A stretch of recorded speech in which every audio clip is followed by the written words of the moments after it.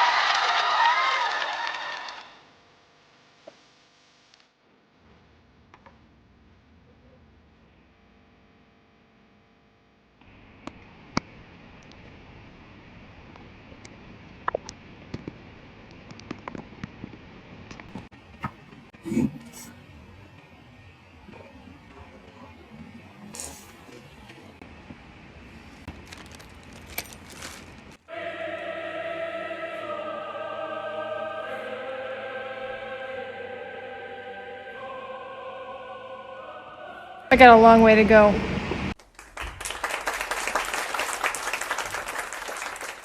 This is still going to have that rustic feel, but I wanted to get in there with some Bondo just to fill in some of the bigger holes and grooves and then just sand it down smooth.